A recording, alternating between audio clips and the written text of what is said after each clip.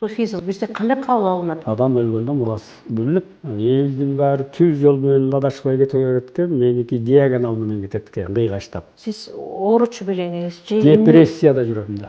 Уш баягы гений да. Чыңгыз Айтматовго келдиңиз. Анан сизде бир ачылыштар пайда болуптур да. Мен Шырсыбай Абдыкадыровда аккордеонист болушум керек. Куранды которууңузга дагы эмне себеп болду? Мусулман дини башкача карайт Куран. Чыңгыз Төрөкулов улам эле жакшы карап дейт. Курандан сиздин которууңузда биз билбеген кандай маалыматтар бар? Эмне үчүн биз динди жакшы түшүнө албайбыз дини китептерди? Араб жана еврей тилинде сиз деген мисалы жок. Ибрахим пайгамбарга чейин 111.240 жыл өтүптүр. Манасты манас үчүн түшүнбөйт. Эмне деп айтылган? Кудай ошо калыс кишиге манасты айттырып койгон да. Манас жөнүндө чындыкта Кыдыр пайгамбар айтты. Жазира барыча журтун динге сал дейт. Мен баламды ошо кыйнап Ушул чыгарылышты баштан аяк көрүп, анан өз оюңуздарды жакшы формада, жакшы сөз менен жеткизе алган адамга ушул береке берилет.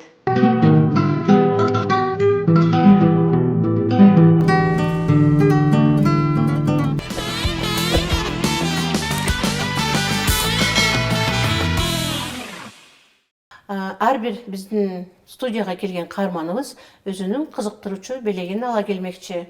Ал белек кимге берилет? Ал белек эң кызыктуу комментарий жазган көрүүчүгө берилмекчи. Саламатсыздарбы, урматтуу менин YouTube каналым көрүүчүлөрү? Бүгүн биздин студияда ушундай уникалдуу инсан отурат. Ким десеңиздер, Кунашев Темиралы Ускеналиевич. Бул инсанды кандай тааныштырышты да билбей турам. Ошондуктан ушул суроону ушул инсанга берсем. Саламатсызбы? Кош келдиңиз биздин студияга. Темиралы Ускеналиевич. Мен сиз жөнүндө жакынкы эле күндөрү ушундай бир жакшы иш-чарадан сизди көрдүм. Анан менде ошондой бир ой пайда болду.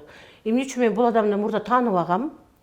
Анан окумуштуулардын, ошол жердеги катышкан төбөсү көрүнгөн көп инсандардын айтуусу боюнча сизде ушунчалык көп өнөр, уникалдуулук бар экен.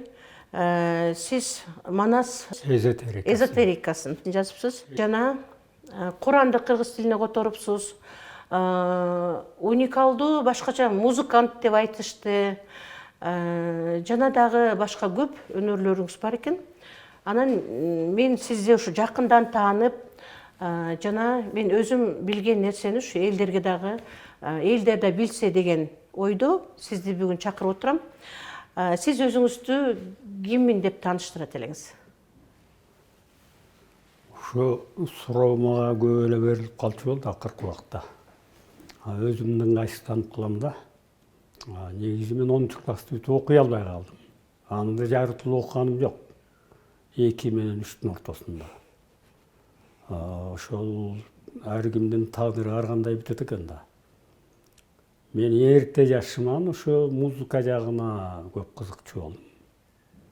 Бир эле Кудайдан тилегеним бар эле ошол убакта. Мен Шырсыбай Абдыкадыровдай аккордеонист болушум керек. Аккордеонду үйрөнүп эмне иш кылам, нар жагында ал ой такыр жок. Мен аккордеон жакшы ойношум керек, Шырсыбай Абдыкадыровдай. Ушу менен 10-чу классты музыка аралашып жүрүп эле, сабак окубай, бул математика, физика жагы бүтейки болчу меники. Анан эптеп баягы көчпөй калбасын деп 3 коюшуп, жемелеп, ошентип бүттүм. Бирок Адабият жагын жакшы окусуңуз. Адабият жагында эле жыргатканым жок. Айттым го, мен ошо музыкант болсом болду, ушул аккордеонист болушум керек, ушул тилегим эле ушул болчу. Башка менде бир жарытылуу ой болгон эмес. Анткени үйдүн кенже баласымын. Эрке чоңоюп калдым. Бирок ал мезгилде аккордеон, айылда аккордеон болушу, табылышы дагы таптакыр мүмкүн эмес экен. Бирок кандайдыр бир себептер менен ошо гитарага жакындап калдым да. Ошо 7-чи класстарда геологдор барчу биздин ошо Сары Челек жакта, Кызыл Көл жакта. Ат ойнок деген тоо кыркасында ошо баягы алтын кендерин изилдеген Эми геологдор гитара ойноса кулагыма башкача болот да. Анан ошондон өсүп кеттим кийин. Анан эмнегедир бул турмушта бир кызык нерсе бар да, кыргыздар баягы Кудайдын кулагына жеткен экен деп калат да. Так ошо музыканы абдан чебер үйрөнүп, гитараны ушу дүйнөлүк классикага чейин ойноп жеткен учурда Рыспай Абдыкадыров учурда.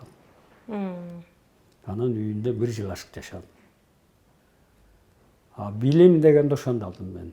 Эмне билсем ошол кишиден алдым. 7 нотаны эле тааныйт экенмин, башкасын билбейт экен. Эмне болуп Рыспай Абдыкадыровдун үйүндө жашап калдыңыз? Эмне себептен? Бул да өзүнчө бир кызык окуя. 1-2 жолу ал убакта ошо салт бар эле Совет доорунда. Оолу университетке же институтка тапшырчу элек. 2-3 жолу урунгандан болбосо техникум андай мындай, анан төмөн жагын көрүш керек. Мен да 2 жолу тапшырып, биринчи эле экзаменде кулап,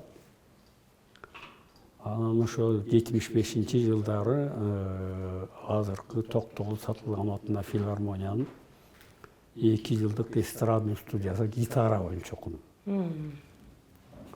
Аны деле бүткөнүм жок, 5-6 ай окуп кетип калдым. Анткени ал жерде ачыгын айтканда ичкен эле ушу бир дапчордогон адамдар окуйт экен, ал да жакпады. Бирок ошо 7 нотаны эптеп таанып алган ушу жардам берди да. Андан кийин ал ушундай ойго келдим да, эми бул азыркы тил менен айтканда светтик жагы болбосо, светский эмес, диний жагын көрөйүн да. Ал убакта жашыруун мына Өзбекстан, Наманган область ушул жактарда ал дин илимин окутуу жашыруун традиция түзүлгөн эмес. Мен ошондо 9 жыл окудум. Ал кайсы жылдар болгон?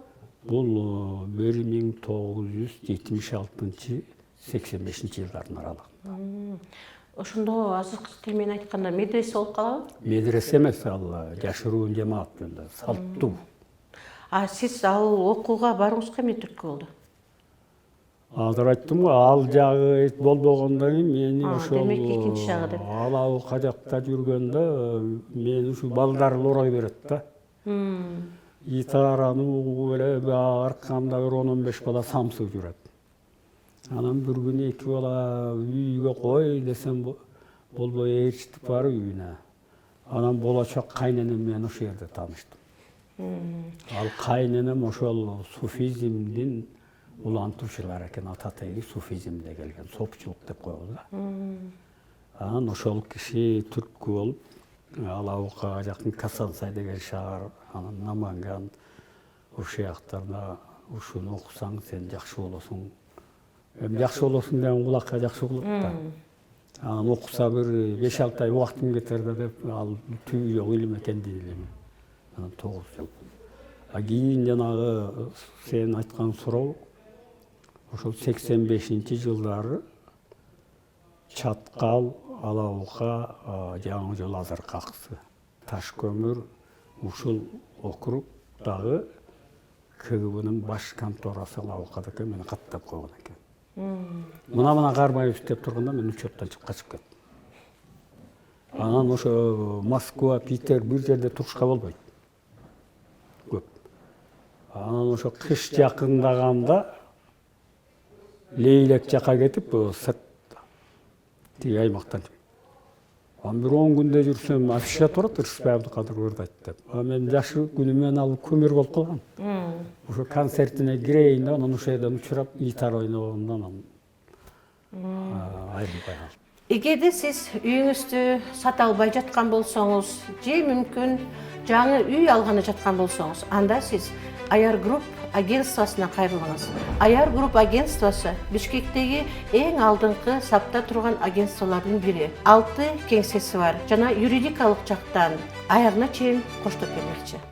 Рыспай Абдыкадыров жөнүндө буюрса сүйлөсөң баягы түбү жок деңиздей да, бул адам жөнүндө сүйлөсөк. Анан буюрса буга да өзүнүн убактысы келет. Сиз суфизм деп айтып өтпөдүңүзбү? Суфизм азыркы биздин динге салыштырмалуу суфизм азыр бизде кандай кабыл алынат? биздин динибизге, салттуу динибизге туура келеби? Салттуу динибизге туура келет. Бул эми баягы бизде суфизм боюнча бизде эле эмес.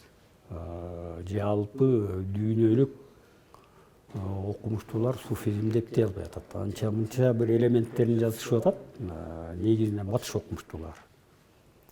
Суфизм азыркы айтып жүрбөйбү? Бизде кайып илим деп коюп атат кыргыздар.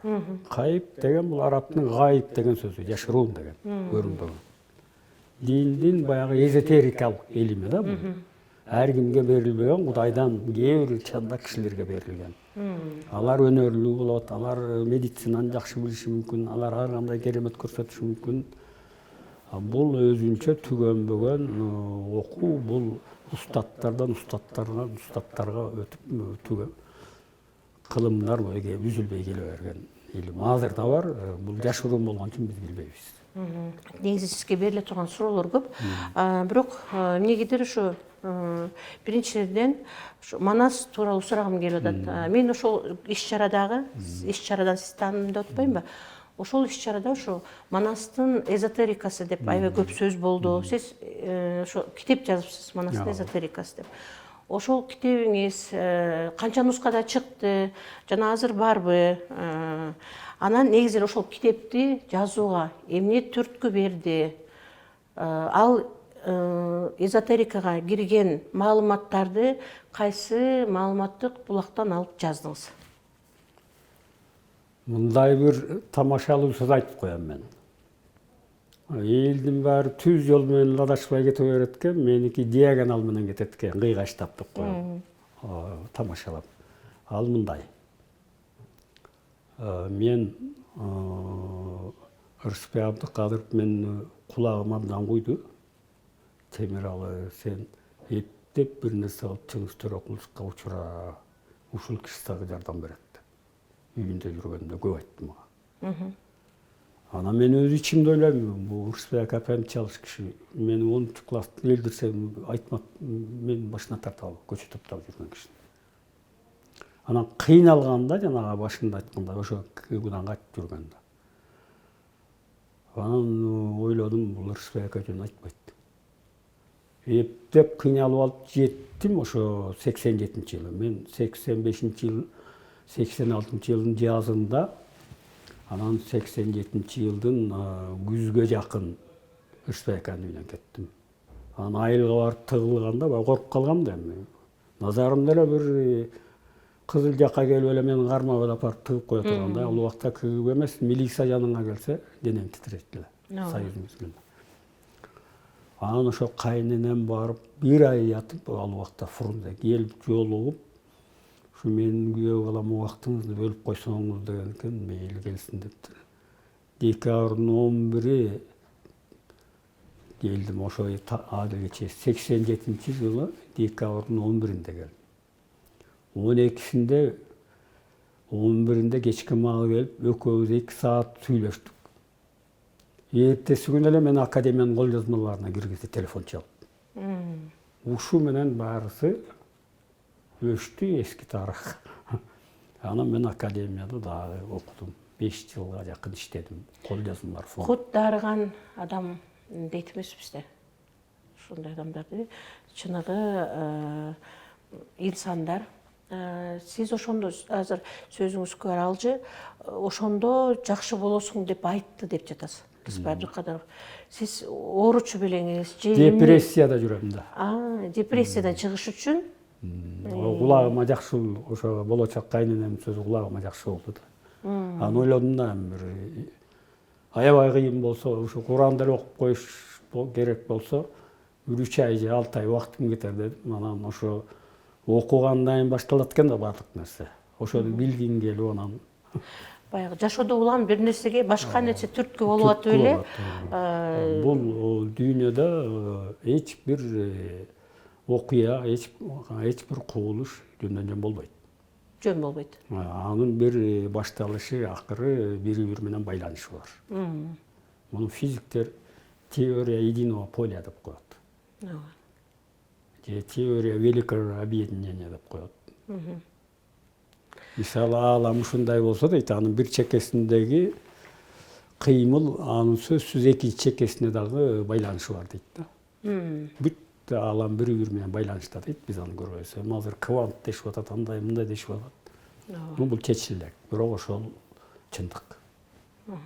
Анан ошо сөзүңүздү уласаңыз, Чыңгыз Айтматовго келдиңиз, бир сүйлөшүп отурдум дедиңиз. Анан сизде бир ачылыштар пайда болуптур да.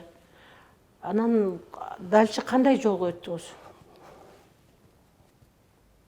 Негизи ошол жолукканда эми баягы ушул жерде бир айтып коюшум керек да. Эми Чыңгыз Төрөкулович дагы бул Ырысбай дагы гений да. Генийлердин бир шарты болот. Бизге чейин эле. Биринчи гений менен бет келбешиң керек.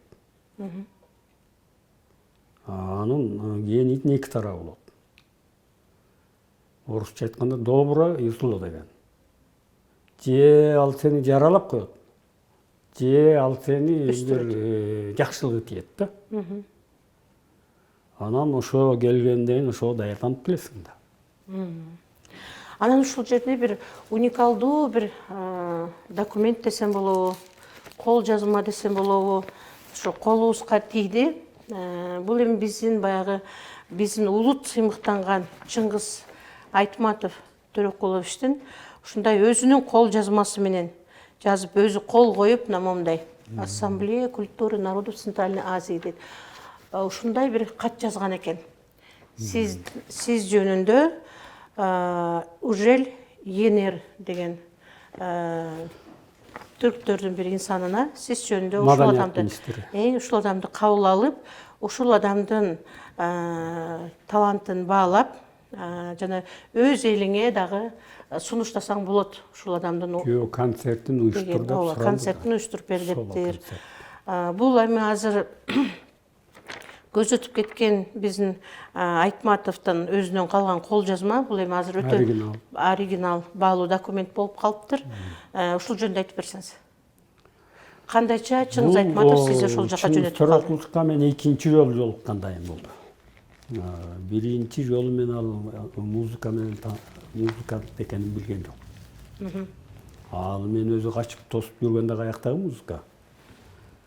Биринчисин айтып берейин, анан экинчисин дагы айтып берейин. Бул аябай сүрдөдүм мен. Эми ал мезгилде Чыңгыз Төрөкулович болуп турган убак экен, 58 жаштында. Бирок ошо мен сүрдөгөнүмдү бул мастер болуп бүткөн экен да, адамдар менен. Мен сүрдөгөнүмдү билди да. Анан акырын сөз баштады. Ушундай деди. Бир айдай болуп калды, кайненең келген экен. Өзүң деле келсең болот эле. Мейли. Сени ошо дин илимдерин окуган дейт.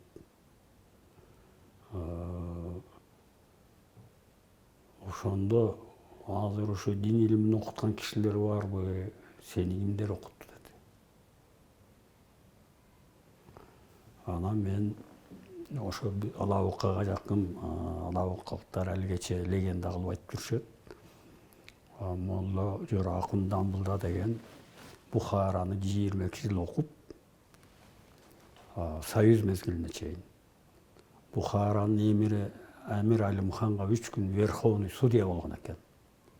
Ошо 1920 экен.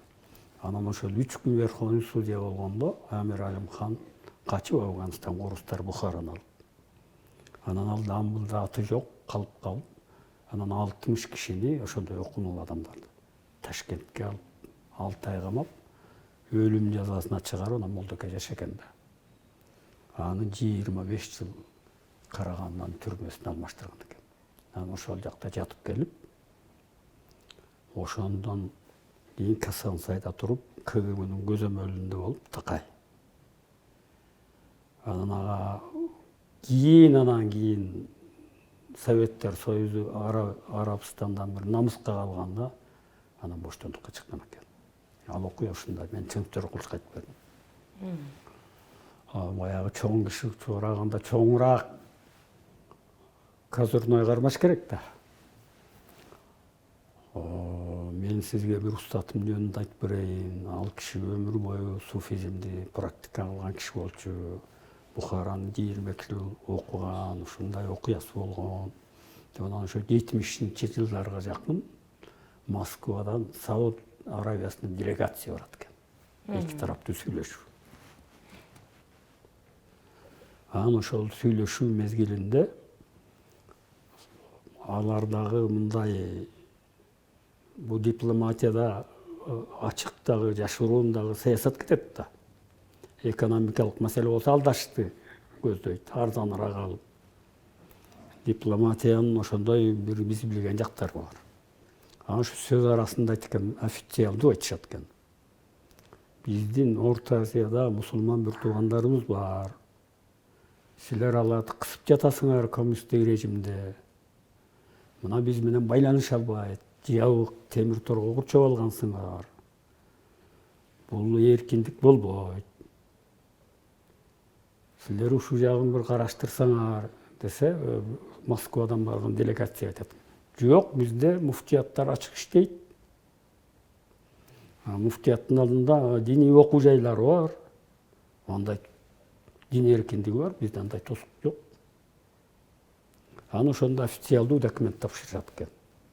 Силерде окугандар көп болсо, жакшы болсо, билим берилип атса, ушул суроолорго ошолор жооп берсин деп. Анан бул мусулман дининде илмул фарайз деп коет. Бул өтө татаан илим. Анда мындай айтылат.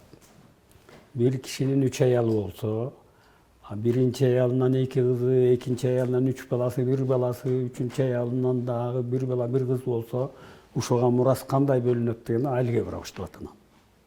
Адам өлгөндө мурас бөлүнөт да.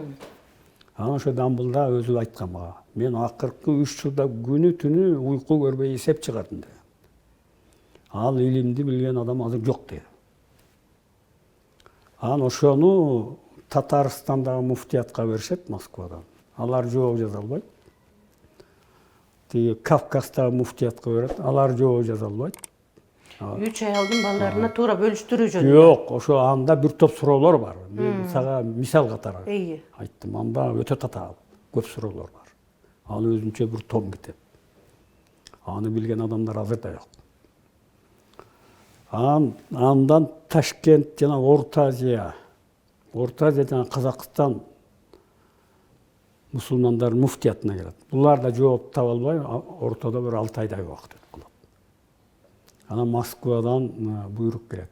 Жерден чуксаңар дагы тап кыладагы жообун, туура жообун жөнөткүлө. Анан ошондо Ташкент муфтиятындагы бирөөлөр ошо скан секретарын айтат экен. Муну билген бир эле киши бар бизде. Молла Жаракын Дамблда деген Касансайда. Андан башка киши билбейт. Анан атайын спецсамолет менен КГБнын полковнигин учуруп, анан ал Молдокайга келип айтат экен. Мен чочуп кеттим дейт, Молдокай өзү айтып берген мага. Мен КГБнын полковнигимин, ушундай маселе бар. Өкмөт мен спецсамолет менен учуп келдим. Ушуга жооп берсе, Молдокай айтат экен, аны муфтият. Жок, муфтияттын баарысы жаза албай койду. Сизди билет деп. Молдокай карап туруп айтат экен. Сен 3-4 саат күтүп каласың анда деп. Ой, мен канча болсо да күтүп берем деп. Анан ошол жообун жазып берген, анан сүйүнүп кетет экен. Бир айдан кийин тиги киши дагы келиптир. Молдокай айтат, жүзүм андай мындай өтө көп эмелерди алып алыптыр дейт. Анан келип ушундай дептир да, сиз Совет мамлекетинин намысын коргодуңуз. Совет мусулмандарынын намысын коргодуңуз. Ал ушул деп анан жана окуя айтып берди, муфтияттын башчысы. Эми келгеним сиздин өмүр баяныңызды толук мен бизден сурап атат. Мен сизден жазып алып, ошо Саудовская Аравияга жөнөтүшүм керек. Алар аябай таң калыптыр сизге деп. Анан ошо бүткөндөн айттыр. Бүгүндөн баштап сиздин ишиңизге бир да КГБ, бир да милиция катпайт. Ошондон бери Кудайга шүгүр бир да милиция келбейт деп койду. Мен ушунча сурап кайтып бердим. Аябай кызыгып калды. Анан ортодо сөз уланып, акыркы контрольный суроо деген болот. Ал чоң кишилер абдан хитрый болот. Анан мага ушундай деди акыркы суроон. Мына сен менің «Қиямат» деген романым оқыдың бу dedi. Чыңгыз Төрөкулов жүзүлгезил окудум, мен түшүнө албасам dedi. Жок, сен түшүнөсүң dedi. Экөөбүз ичине жакшы сүйлөшүп калдык. Мени мактап сүйлөшүп отуруп алдап. Менин оюмда dedi ушул «Кыямат» деген бул ушул диний китептердеги айтылган акыр заман жана жер аударылып, астын үстүн болуп, Марс планетага окшоп, адамзат калбай экологиялык кыйроо болуш керек. Ал өзү ошондой түшүнөт экен. Муну ошо сен Куран боюнча жакшы билет экенсиң, Куранда эмне дейт бул жөнүндө dedi. Анан мен эки ойдо калдым. Ошондой деп койсомбу, же мен да бир таман тузак салып көрөйүнбү деп үйрөнүп калдым да. Анткени мен ишим түшүп туруп Чыңгыз Төрөкуловго чындыгында. Мага жардам берсин деп келдим да. Анан тоокел дедим, мен ошо ачык айтайын деп. Чыңгыз Төрөкулов бул эсхатология деп коет. Кыямат маселесин Библия башкача карайт. Индуизм башкача карайт. Мусулман дини башкача карайт, Куран. Ошо мисалы Библияда ал асман жылдыздардын кыйрашы айтылбайт деп. Куранда бул азыркы астрофизиканын тили менен айтканда пульсирующий вселенная дейт. Алам бир келечек бир замандарда миллиарддаган галактикалар, ар биринде 500 миллиард жылдыз бар. Аны окумуштуулар алгача билбейт. Ошонун баарысы аркасына жыйылып, люстрадай, айнектей талкаланып, коллапс дейт, бир бүтүн болуп жатып калганын Куран ушундай түшүндүрөт. Азыркы физика муну 20-кылымда сорго аныктап түшүн. Ошол маселе Куранда бар деп аябай таң калды да. Ошол маселе бар. Анан ал аалам канча алгачан болот деп калды. Ал абдан узак миллиондогон жылдарда болот. Азырынча болбойт дедим. Сиздин ошо Куранды которуңузга дагы эмне себеп болду? Куранды кыргызча которгон адамдар, булар саналуу эле инсандар бар. Бизде анан ошонун катарында сиз да которупсуз. Ошол Курандын котормосунда мен мындай түшүнөт элем. Аалымдар, өмүр бою дин жаатында окуп келген аалымдар, алар башка өздөрүнө жакыныраак кылып, башкача формада которот экен. Ал эми окумуштуулар которгондо башкачараак которот экен да. Бул мындай. Анан сиздикин мен ачып көрүп карадым, окуганга мүмкүнчүлүк боло элек. Буюрса эми окуйбуз. Сиздики окумуштуулар жазгандай. Биринчи маселе котормо жөнүндө айтайлычы. Адам өзүнө суроо бериш керек. Эмне үчүн которушум керек деп. Мен Чыңгыз Төрөкулов бир күлдүрдү эле. Кайсы бир орус жазуучусун басма менен макулдашпай эле которуп алып, басмага которуп барсам, ой, планга кирбеген ишти, аны планга киргенден которуш керек деп, мен ошо түшүнбөй эле барып алыптым. Бул котормо, мен такыр котором деген эмесмин. Анткени мен Куранды изилдедим. Ал айрым бир темаларын изилдедим. Бүтүндөй Куранды мен изилдедим десем болбой калат. Мен ошо Курандын аалам жөнүндөгү жалпы адамзаттын хронологиясы жөнүндө изилдедим. 28 жыл. Араб тилин канча жыл окудуңуз? Айттым го 9 жыл. Жаш мезгилимде. Анан мага Чыңгыз Төрөкулов 5 жыл айтты. Сен Куранды которуп көрбөйсүң деди. Жакшы болот эле деди. Анан мен айттым, Чыңгыз Төрөкулов, мен Куранды изилдеген кишимин, котормочу эмесмин деди. Анан дагы ушу азил-чын аралаш дагы айтты. Анан 5-чи жолу ушундай деди. Сен ушу Москвада бир президент деген отелде деди. Валерия Михайловна Порохова деген орус аял Куранды которуп, Дүйнөдөн 500 адам келди dedi. Эмираттан, Ирандан, Европа жактан, Сириядан, Сауд Арабиясынан, ар жактан. Анан кийин дагы айтты.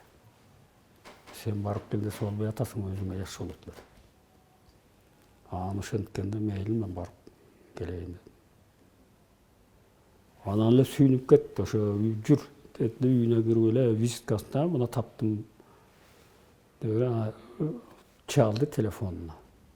Алло, Валерия, мен бир балам жиберген атам, жакшы кара, кайра жакшы кара дейт. Анан ыңгайсыз болдум да. Кызы дер. Бая жаш баланы дайындагандай. Анан мейилдеп барып ошо Сивсеп Project деген көчө экен. Мен Москвада жакшы билбейм, Гоголевский парктын жанында. 6 этаж үй экен, 5-6 этаж үйлөр. Байыркы дворяндардын үйү, Арбатта, центрде Москва. Ачканда Темирлан деди. Да десем, Сахат дөр анан кичине отурган эле паспортуң бер. Анан чөнтөгүмө 2500 рубль салга аябай үй алдым. Байкады окшойт. Дейт. Ал чың сөрөкулчу улам эле жакшы кара дейт. Извини дейт, мен бир инвалидпи, эмне деп ойлойм. Ошондон кийин көз өтүп кеткенден кийин суфизмде ушундай бир салт бар да. Устаттын керези, насааты баягы окуучуга бул моюнга парыз болот. Аны аткарыш керек. Аны өзүм дагы жазы изилдөөлөрүм кыргызча которгондо дагы бир себеп болуп которуш керек болуп калды. Мен баягы Куран изилдөөчү катары котордум. Дин кызматкери катары эмес. Адекватный перевод деген бар. Эгерде сиз үйүңүздү сата албай жаткан болсоңуз, же мүмкүн жаңы үй алганы жаткан болсоңуз, анда сиз Аяр Групп агентствосуна кайрылыңыз. Аяр Групп агентствосу Бишкектеги эң алдыңкы сапта турган агентстволордун бири. 6 кеңсеси бар. Жана юридикалык жактан аягына чейин коштоп бермекчи. Сизге сөзүңүз каралжы, азыркы биз окуп аткан Курандан сиздин котормоңузда биз билбеген кандай маалыматтар бар? Же болбосо элге сиңип калган ошол Куран жөнүндөгүдөн алынган, же болбосо кошумча кошулуп кеткен ушундай тышкары маалыматты байкадыңызбы? Байкай алдыңызбы? Миф деген бар. Анан дин деген бар. Мифтин түбүндө бир чындык бар, бирок ага кийин кошула берет. Кошул ташыл жалган жашып кошула берет. Бирок анын түбүндө чындык бар. Дин, ыйык китептер. Эмне үчүн биз динди жакшы түшүнө албайбыз, диний китептерди? Дин оболдон акырга чейинки адамзаттын жашоо турмушунун илим билимин сужайт этип туруп, абдан кысып туруп, бир берип коет. Вассама харакнаха биайдин ва инна рамусим деп айтылат котормосу. Биз асманды өз кудуретибиз, өз колубуз менен жараттык. Биз аны тынымсыз кеңейтирип турабыз дейт. Асман деген бул алам. Птолемейден Биз деген ким?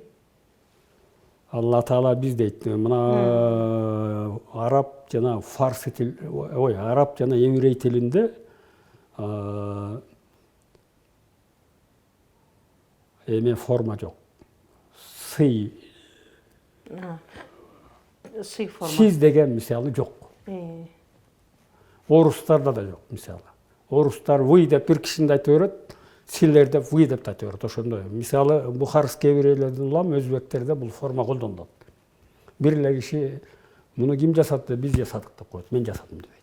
Биз деп демек Алла Таала тарабынан айтылат. Бул ошол уважительный формада айтылган. Мына ушул аят мындан 1450 жылдай мурун түшкөн. Эми карап тур, акыл менен, логика менен.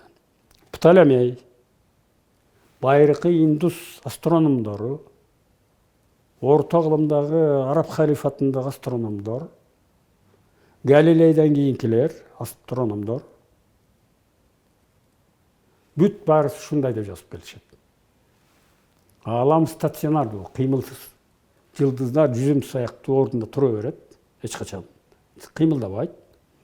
Болгону 7 гана планета кыймылдайт деген, алар 9 планетаны билген эмес.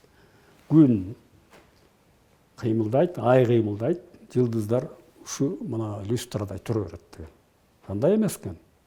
1915-жылы Александр Фридман, математик, Санкт-Петербургтун окумуштусу. Ал айтты, материянын бүт баарысы кыймылда болот, аалам же кеңейип атат, же аркасына жийилип атат деген. Анын күлүшкөн. Дүйнөлүк окумуштуулар күлүшкөн. Бул миф, бул мейес айтып. Андан кийин 1929-жылы Хьюстонда Эдвин Хаббл астрофизик. Ал дагы юрист болгон, кийин астрофизик да болгон. Телескопто караса жылдыздар топ-топ болуп турат экен, жүзүмдөн сыңары. Бирок тынымсыз өз ара кеңейет экен. Мындай болуп кеңейет экен. Аны Куран 1400 жыл мурун айтып атат. Мисалы, мына ошол тема боюнча сен кызыккан. Мен бул 135 комментарий бердим. Бул илимий популярдуу басылма. Илимий негизде которулган. Алам адамзат ушундай экен, Куран эсеби боюнча, так эсеби боюнча. Адам атадан таралып өтпөй. Топон сууга чейин 342 миллион жыл өтүптүр. Нух пайгамбардын кемеси да угуп жүрөсүң. Ооба. Андан топон суудан Ибрахим пайгамбарга чейин 111 миллион 240 миң жыл өтүптүр. Мындан бул жагы дагы Куран баш аягын так эсептейт. 302 миллион 760 миң жыл. Ушул маалыматтын баары Куранда бар. Куранда бар. Ал илимий парадигма менен чыгат, жөн чыкпайт. Биринчи ал жанагы шкалага бар диаграммага салып аласың, андан чыгарасың. Башаламан чыкпайт. Бирок мазмуну башаламан, атак илимий парадигмада бул андан так. Даже пи калдыксыз чыгат Курандын эсептегенде. Математикада пи 3,14 деп анан ийри сызык коюп коет. Сиз Куранды изилдеген адам катары эмне үчүн, мисалы азыркы биздин аалымдар бар го, устаз деп коюшат. Ошолорго окшогон көз карашта эмессиз. Жок, анда туура болбой калат. Бул көп журналисттер, көп окумуштуулар мен ачык айтканды жакшы көрөм. Мисалы, сен юристсиң да, сени алып барып туруп биологияга, же химияга, же астрофизикага мага билбейсиң да. Бизге азыркы аалымдар эмнени үйрөтүп атат? Шарият деген термин бар. Шарият бул арабтын шаар деген сөздөн чыгат. Чоң проспект, көчө. Жалпы эл үчүн кандай протокол эреже болуш керек? Ошону айтып атат. Китепте жазылган. Ал оюнан чыгарып айткан жок. Ошол маалымат дагы бар Куранда. Шариятта айтылган нерсе бар. Бирок Куран шарият эмес.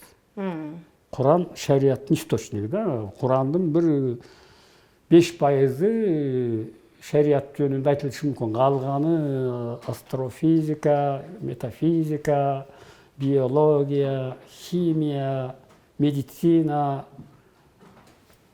көп илимдерден турат, али да толук тактала элек, дагы ачыла элек көп сырлары бар. Ошондой түшүнүш керек. Биз баягы билимсиз адам ар нерсени айта беребиз. Мисалы, юридика менен кантип ал биологияны же химияны аралаштырасың? Сен формула чыгара албайсың. Ошондой. Ошондой мамиле жасашыбыз керек. Биринчи өзүбүз туура түшүнүп, анан кийин мамиле жасашыбыз керек. Сиз ошо Куранды кыргызча которуп жатканда өзүңүз баштан аяк бүт изилдеп, окуп, араб тилинде? Жок, изилдегенде мен баштан аяк изилдесим десем болбой калат. Мен астрофизикасын изилдесим. Аалам кандай формада турат, канча жыл жашайт. Асман канча кабат, анын ичи кандай. Андан да бир темасын карадым. Хронология деп коебуз. Бул жыл санак. Адамзат жер бетинче канча жылдан бери жашады жана канча жыл жашайт. Демек сиз шарият жагын окуп атасыз. Жок, мен шарият жагын окугам жашоомда. Бирок азыр мен шарият жөнүндө жазышка зарылдык жок. Азыр ондогон адистер окуп келип атат. Ага мен башымды оорутпайм. Бизде 200% шариатчы алымдар бар. Ооба. Анан ушул китебиз канча нускада чыкты? Сатыкта барбы? Кызыккандар болсо. Оолу 1000 экземпляр чыкты эле тираж менен. Ал тез эле түгөнүп калды.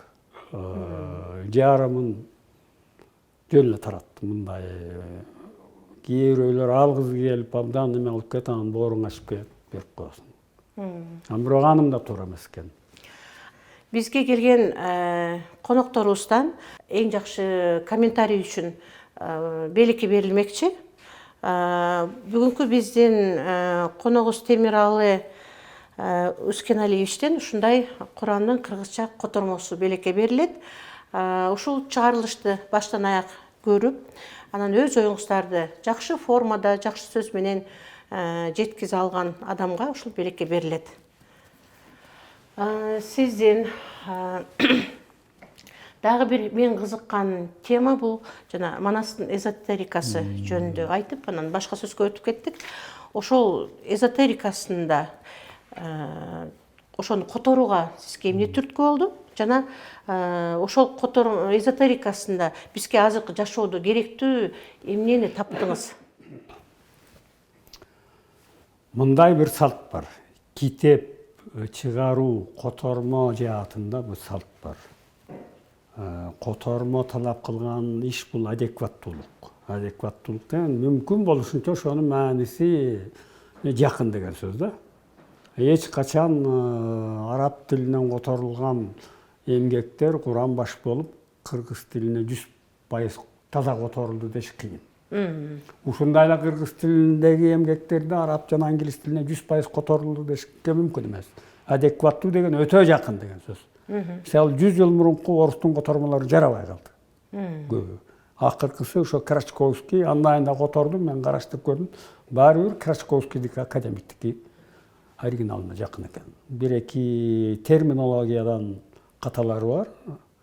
Ал адекваттуулуктан Крачковскийге жетпейт экен. Академик деген академик экен. Эмне үчүн мен Манаска кайрылып калдым? Мен такыр Манаска кайрылам деген эмесмин. Бул кокусунан башталды. Ушул котормону которушум керек болуп калгандан кийин зарылдык болуп. Бир жагы Чыңгыз Төрөкуловдун завещаниясы бар. Экинчиден мени да кыйналып алымдар окутту. Үчүнчүдөн мен өзүмдүн жазган, изилдеген эмгегимди кыргызча которгондо берки котормолорду карасам болбойт экен. Анан ошол адекваттуу деген котормодой болсун деп, анан которуп, анан ушундан ссылка шилтеме берем да. Кайсы бир котормого. Ошо которуп аткан мезгилде бир 20 бетин которгондон калыш бир жакшы редактор издешим керек болуп калды. Кудай жалгап мен ошо орусча чыгарган китебим Куран боюнча изилдеген эзотерический вопрос священного Корана деген. Кыргыз тил комиссиясынан Эгемберди Эрматов динчил акын эле ошол чыгарып берген. Анан ошол жерде мен Аалы Молдоканов деген өзү өмүр бою Правдада котормочу болуп, анан ушу тил комиссиясында ал Правдада бир сөзүн туура эмес которсо башы кетчү Союз мезгилинде. Коммунисттердин газетин. Анан ошону иштеп атканын көрдүм да. Республиканын туш тарабынан адамдар суроо берет экен, муну орусчадан кыргызча кандай болот, кыргызчадан орусчага кандай болот деп. Анан ал ошону которуп, сөздөрдү которуп, анан китептерди дагы мынабы Юдахиндин китебинде карасайтын, бунун китебинде мындай деген мааниси бар деп эрикпей ошонун баарын айтат экен. Мага жакты. Негизи тил ошондой мамиле бар. Анан экөөбүз кичине калың болуп калдык эле. Мен айттым, Алыке, сиз мага бир жардам кылыңызчы. Мен Куранды которуп атат элем. Кыргызга бул эле керек десе, мейли деди. Бирок менин убактым аз, 1 айда деди. Бул 1 ай эмес, 2 ай болсо да макул деди. Анан өзүнүн оюн айтып, мына меники эме кылып, анан сеники бул казак менен орустукунан жакшы. Сен котормочулук каяктан үйрөндүң? Жүйө, мен котормочумун.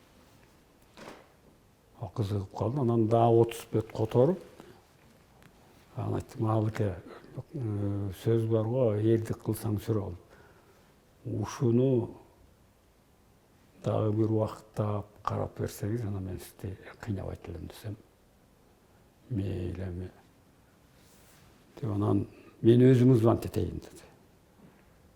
Мени шаштырба. Анан бир 10 күн өткөндөн эле чалып калды, келип кетти. Анан жакшынакай алып берип, мыкты экен деди, иштей бер деди. Жок, бир жерге барабыз деди. Эмне, курсак аш чай ичели десем, машинасына алып, анан мага акча төлөтпөйт. Эчтеди иштебей уран которгон кишиден оокатка төлөтсө болбой калат, ал макрүү болуп калат деп күлдүрүп анан өзү төлөп, анан ошол жерде экөөбүз 2 саат отурган айттым. Ал кемести редактор кылам десем, чочуп кетти. Кой. Анан айттым, жок. Сиздер редактор. Кыргыз тилинде күйбөйсүз. Анан желкилип алдым эле, ары бери ойдолуп анан акырмак. Сиз кыргызчасына редактор болуп атасыз. Арабчасында башкаруу жок. Арабчасы эч өзгөрбөйт. Анан ошол аябай сүйүнүп макул болгондо. Жакшы редактор бул котормочунун, жазуучунун бактысы да. Эми 4 айда котордум. Эми Манас эзотерикасы өтүп ошол темага кайрылсак. Ошол тема ушундан башталат. Анан мен Манастын ошо эзотерикасында бизге керектүү ушу эмнени таптыңыз дедим да. Азыр айтам. Анан мага Чыңгыз Төрөкулов жөнүндө, Рыспек Абдыкадыров жөнүндө жазган китебимди 2 сутка уктай окуп чыктым деп, мен жакшы көрүп калгам, мындай экен деп. Анан эле мага ич күптүсүн айтып берип, ушу Чыңгыз Төрөкуловго мен ич күптүүлүгүм бар. Бул Манаска көңүл бөлбөй койду. Башка ишин токтоттур, ушу Манасты дүйнөгө пропагандаланса жакшы болот эле, ушунун авторитети жетет эле. Мен ушундан ич күптүм бар дей берет. Анан мен баягы Чыңгыз Төрөкуловду кичине эме болсо киртип каласың. Анан айтканым жок. Ошондо көңүлүм алдым, Манасты бир карап көрүшүм керек экен деп. Анан ал 23-жылы бир жерде Манас жөнүндө окумуштуулар, Манастылар болуп жаңжалдашып кетти. Ошондо мен айттым, Манасты манасчың түшүнбөйт. Окумуштууң да көп түшүнбөйт. Манас адабият менен тарыхтын рамкасынан бийик. Мен муну карайм деп. Мисалы мындай сөз бар. Ушу Манасты сен жактырасыңбы? Менби? Албетте. Окуйсуңбу? Окуйм. Манас айткандарды колдойм, угам. Негизи эле бул Манас китеби биздин руханий байлыгыбызда. Кыргыз элинин. Токтоп тур, жакшы экен. Муну мен көп уктум аябай. Өмүрү Манастын бетин ачып карабагандарды ушинтип айтат. Улутум кыргыз, ураным Манас. Манас деген кыргыз элинин туу чокусу. Түбөлүктүү руху, андай, мындай. Бул бая базар тема да. Ошону айтса өзүн бая кыргыз экендей, далилдегендей болуп калат да. Туура. Хорошо. Мейли. Саякбай Каралаев эң башынан бир 4 сабыл айтчы. Айта албайм, жатка эсимде жок. Анда мен айтайын. Саякбай бул 200 грамм аракты бир тарткан. Такыр динден да кабары жок. Жөнөкөй эле киши болчу. Ошо Кудай ошо калыс кишиге Манасты айттырып койгон да. Молда айтса бул исламдаштырып жиберди, буддист айтса бул шамандаштырып жиберди дейт да. Кыргыз ошентет. Коммунист айтса бул коммунисттештирди. Ага баары бир болчу Саякбайга. Ушинтип баштайт. Баш катасы баары хан, түп катасы түгел хан, түбүнөн кыдырды арыган. Баш катасы баары хан, башынан кыдырды арыган деп баштайт. Мына ушу кыдыр деген түшүнүккө манасчылар да, тарыхчылар да, адабиятчылар да жооп бере албайт. Бул тарыхтын, адабияттын кайсы бир окумуштуунун предметине кирбейт ал. Ушундайды уктуң белеби? Кыдыр ата жолу менен кайып болуп кетти деген. Ооба, көрүп атабыз. Ушундай кыргыз билет. Эзотерика илиминде ошо кишинин каякта турганы, эмне иш кылганы бүт айтылат. Бул Куранда айтылат.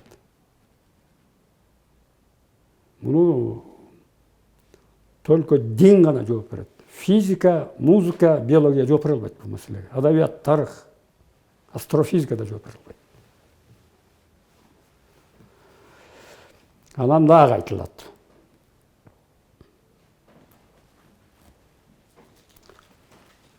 Он эки пирге кол берген зайып буруш атанган деп. Манас жөнүндө. Эмне деп түшүнөсүң? Түшүнбөйсүңбү? Кайра айтыласызчы? 12 пирге кол берген дейт. Зайып буруш атанган дейт. Эмне деп түшүнөсүң? Пир деген бул кайып дүйнө да. Кайып дүйнө эмес, анын пирлерди көрүп эле жүрөбүз. Анда билбейм. Мына бул дагы эзотериканын предмети да. Эзотерика негизи өзү бул кайып дүйнө да.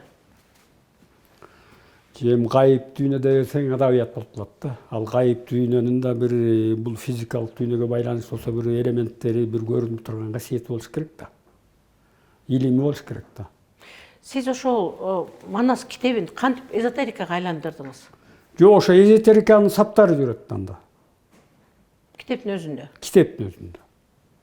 Анан аны бир дагы адабиятчы, бир дагы тарыхчы билбейт да. Билбесе анан бул мифологиялык образ деп коет, же бир нерсеге ссылка алып коет, же бул диний экен деп коет, деп өтүп кете берет.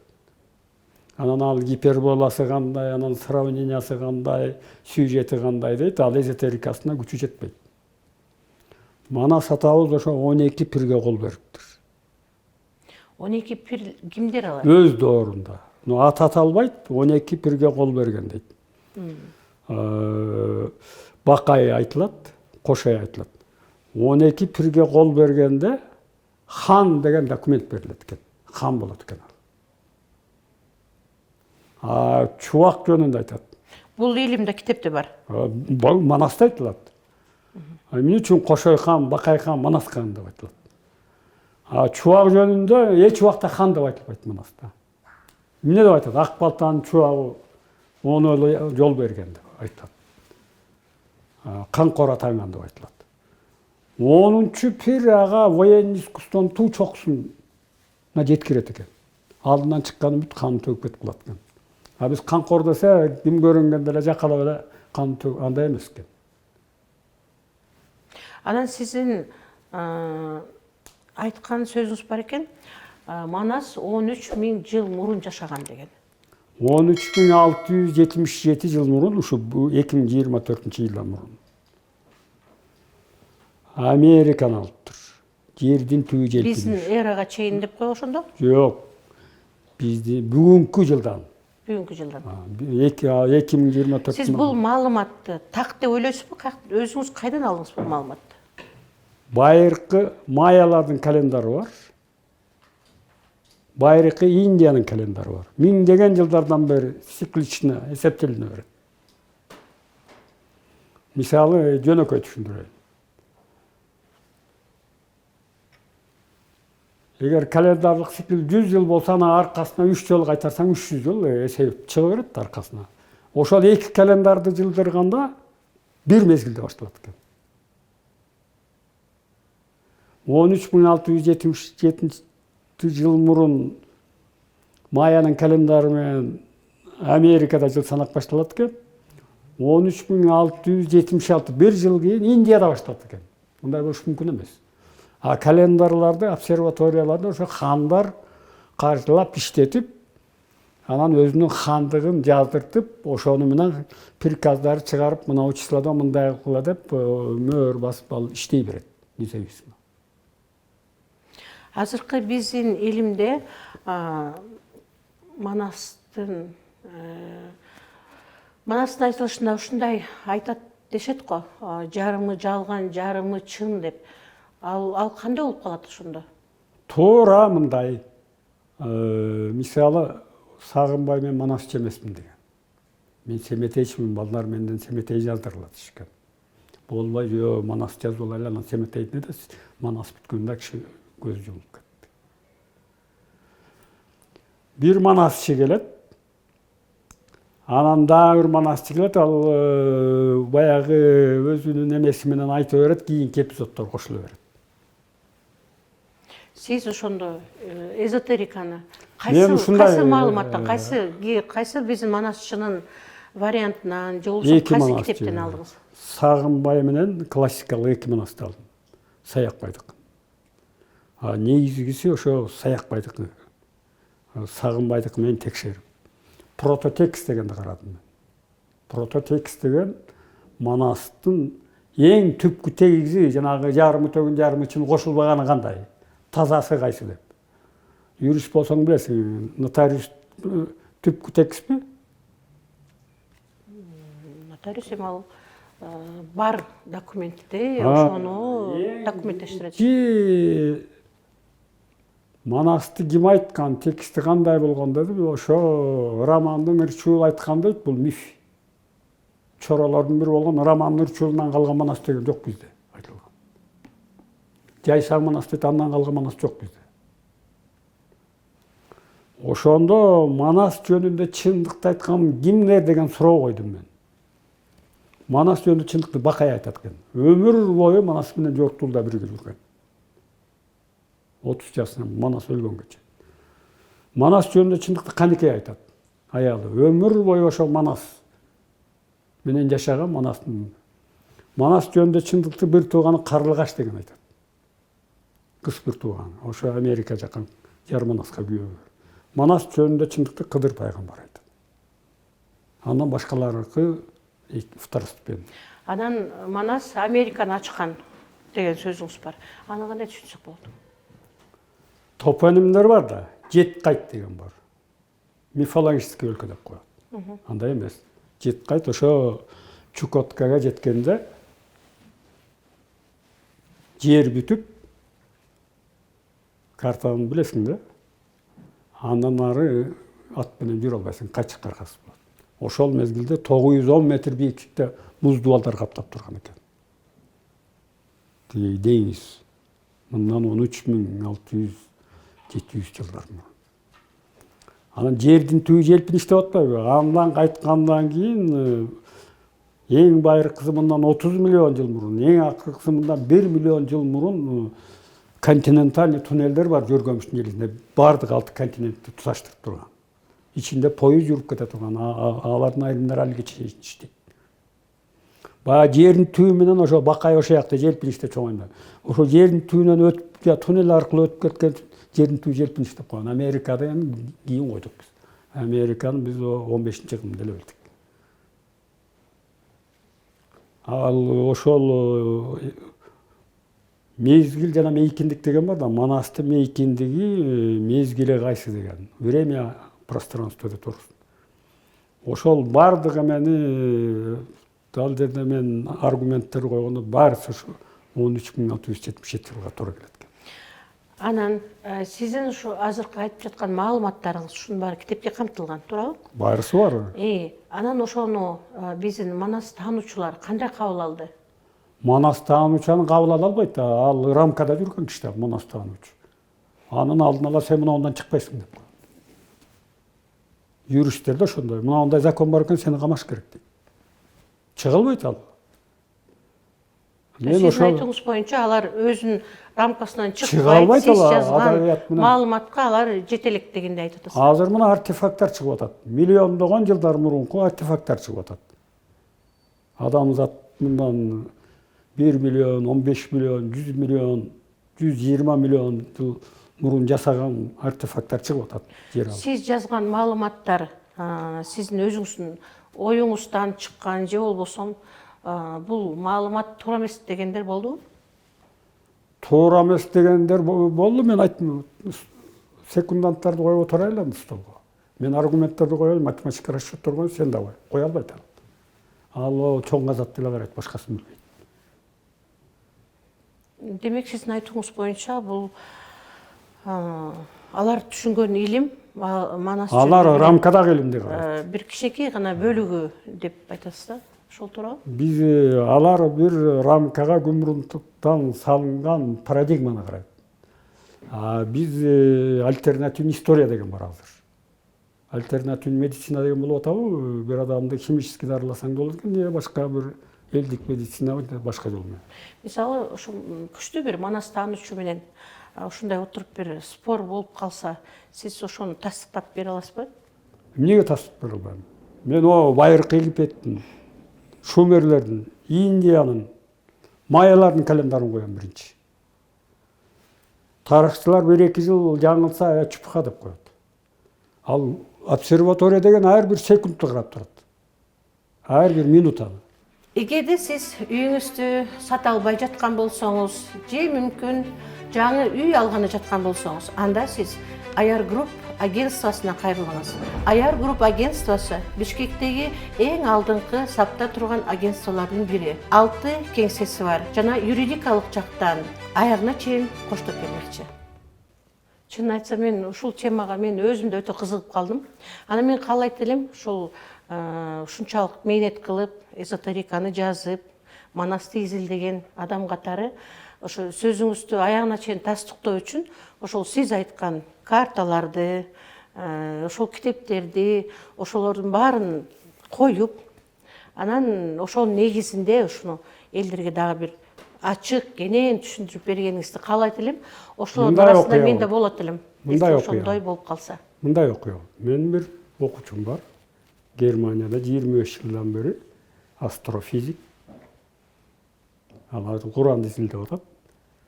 Уравнениясы менен. Мен манас жазып бергенде аябай таң калды.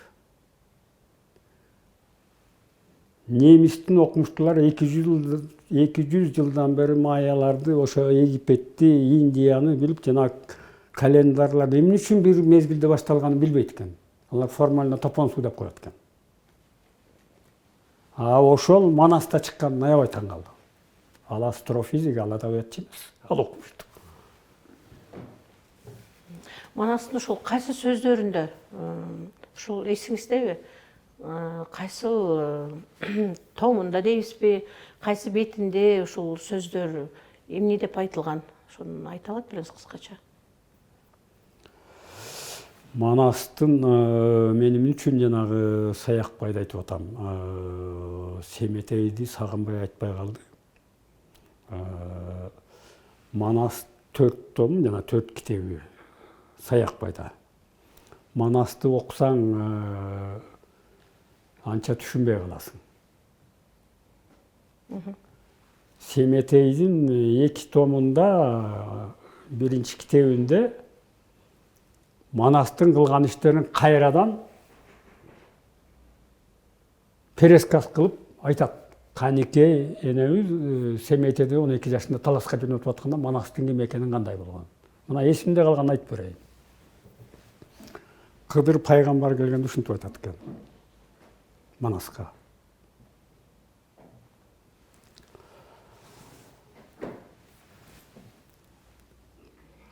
Мағруп жак жазира барыча журтун динге сал дейт. Эмне деп түшүнөсүң? Түшүнбөйсүң да? Мындай кыскача чечип билсе болот, бирок эми терең түшүнүш. Бул мындай деген сөз. Күн батыш жак арал дейт. Ошонун бардык журтун динге сал дейт. Ал күн батыш жак дегени мындай картаны карасаң, Америка арал болуп турат. Андан бери жагы кайсы арал? Кыдыр пайгамбар деген бүт дүйнөнү элестеткен пайгамбар ал. Андан айтат. Акыр заман журтуна аты болот 6 алардын баарын аларсың дейт. Аттансаң бейжин аларсың, ак буйругу болбосо динге салбай каларсың дейт. Кытайда айтып атат. Бейжин Кытай. 60 жашка барганда алыска сапар аларсың дейт. 60 жашта шейит кетесиң деп атат. Бирок 6 журт 6 шаар айтпайт Кыдыр пайгамбар, ал кыска сүйлөйт. Ошону Каникей Семетейдин кулагына куюп атканда 12 жашында айтат. Жанагы омбуну чаап болжалган, бул Алтай жак. Маргалаңгайдан соо калды. Бул Түркістан аймағы. Индини чаап эки алган, бул Индустан. Ооганды айтат, ооган чапканын айтат. Анан жет кайткайдан соо калды дейт. Бул жет кайты, ошо айттым Чукотка. Андан жердин түбү желпиништи айтат. Ошол жети аймакты айтат. Бейжинде ачык айтат, берки алтауын Кыдыр пайгамбар айтпайт, аны канекей айтат. Мен үчүн айтып атам. Манас менен өмүр бою жүргөндө точно информация берет. Башкалар кошо берет. Манас азыркы Манастын тем более кошо берет. Ошондо кимге ишенсек болот? Прототекстке ишениш керек. Мени менен жүргөн жакшы кишилер билет. Кыргызда сөз бар го. Досуңдун ким экенин эмне дейт? Билгиң келсе досуң менен жүргөн кишилер. Достукту көрсөтөм дейм. Манас менен жүргөн кишилердин, первичный кишилердин информациясын алыш керек. Ал Саякбай өзү да билбейт, ал жет кайтын кайсы, аны милдети миссиясы айтыш. Манасчылык айтыш бүттү, ал изилдебейт. Саякбайга сурасаң, ал бир аз мындай эмек киши болгон Саякбай атабыз. Сөгүп бериши да мүмкүн. Окумушту изилдеш керек. Аны изилдеш үчүн ошол парадигмага келтириш керек. Парадигма деген образ шаблон да. Анан ошо шахмат ойногондо 64 клеткадай болгондой бир парадигманы түзүп алып, точный. Анан текст салып туруп аны табыш керек. Демек Сагынбай менен Саякбайдын бул классикалык айтылган Манастан улам экөөнү айткан. Экөөнү салыштырып көрүп, Ошондон анан ар бир сөзүн талдап, ошондон улам анан эзотериканы жаратыпсыз. Эзотерика илим, ал точный илим. Аны жөн эле азыр мода кылып айтып берет, кайып илим. Кайып илим бул азыркы илимден да точный илим. Сизди көпчүлүк, сиз тааныган адамдар Аксынын кулуну, Алабуканын күйөө баласы деп айтышат экен. Анын үй бүлөңүз жөнүндө айта кетсеңиз кыскача. Менин үй бүлөм бир эле аялым бар. Ачык айтышым керек. Экинчи аял жөнүндө такыр мен ойлонбойм. Бир аял менен жашаш бүгүндө бир топ проблема жаратат. Чоң эрдик. Ачыгын айтыш керек. Алабукадан ошо сен айткандай жөнөкөй эле аял, эл катары эметкен. Жакшы касиети менин такыр чыгармачылыгыма аралашпайт. Мындай нота жаз дебейт, мындай китеп жаз дебейт.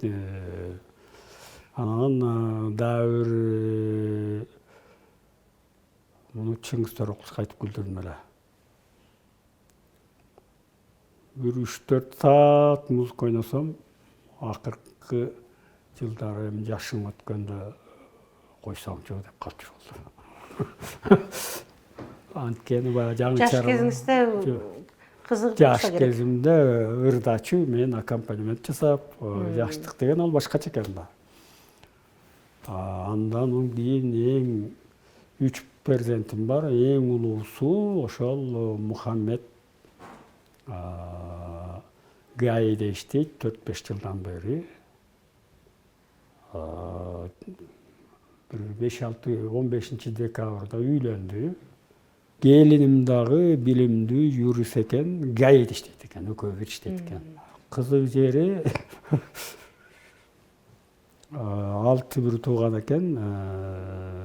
Ошол менин келиним эң кенжеси экен. Удагыйга айттым.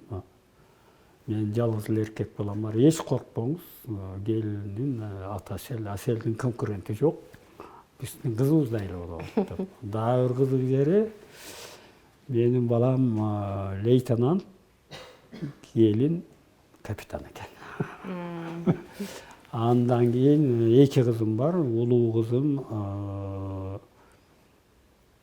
19 жашында күйөөгө чыкты, акылдуулук кылып. Азыр 2 эркек неберем бар кыздан. Андан кийинки кызым 11-класста окуйт. Сиздин жолуңузду жолдогондор барбы балдарыңыздан? Жок, мен такыр бирөөсүнө дагы музыка үйрөтпөдүм. Үйрөнгөнүнө каршы турдум. Эмне үчүн? Мен гитарадан башка үйрөтө албайт болчумун. Ал гитарага эң аз дегенде күнүнө 8-9 саат машыгыш керек. Бул өтө татаал инструмент. Бир нерсени айтайын, бул мактаныш эмес. 1968-жылдан бери гитара Кыргызстанда окутулат. Шубин музыкалык мектебинде, Күреңкеев музыкалык мектебинде, андан кийин акыркы 30 жылдай консерваторияда окутулат. Баш аягы 60-70 жылга якындап калды, 60 жылга. Бир дагы соло концерт берген гитарист чыга элек. Эмне себептен? Кыйын да, татаал. Татаал. Сиз бирок бердиңиз ушундай концерт. Мен 11 жыл бердим. Чыңгыз Төрөкулович. Мен баламды ошо кыйнап туруп, же кызымды гитарага үйрөтсөм, ошол менен жөн эле күйөт, аны ал каерде концерт берет? Кичинекей өлкөдө. Анан мага нааразы болот. Же ал нам берип бага албайт. Музыка. Музыканы ошо бала кезиңизден бери ойноп турсуз, жакшы көрөт экенсиз. Анан эмнегедир ушу гитарага абдан кызыгыптырсыз. Ошо кечээки иш-чарада көп адамдар сиздин гитарага ойногонуңузду абдан макташты. Ал адамдар баягы мен деле 70-ке келип калдым. Ал адамдар мындан бир 20-25 жыл мурунку кишилер да. Мен жашымдагы мен ошол концерт берип жүргөн баягы Чыңгыз Төрөкуловдун ордундагы кишилер. Анан мен 2008-жылда менин карьерам бүттү. Чыңгыз Төрөкулов дүйнө салгандан кийин мен гитараны такыр ойнобой калдым. Андан кийин бир түйшүктүү жылдар башталды. Түйшүктүү болгондо кетмен чапкан ошо Куранды изилдеш керек, которуш керек. Анан манас кошумча болду. Ал баягы ал кишилер тамшаны уккан гитара чын азыр жок. Бирок кайра кайтайын деп жүрөм. Ошондон бир аз ойноп кетип калыңыз. Колдон келишинче ошол мага таалим берген, ошо музыкадан устатым болуп калган Арыспай Абдыкадыровдун жакынкы убакта жолугарын билгенмин деген ыры бар, көпчүлүк жакшы билет. Ошону колдон келишинче ойноп берейин.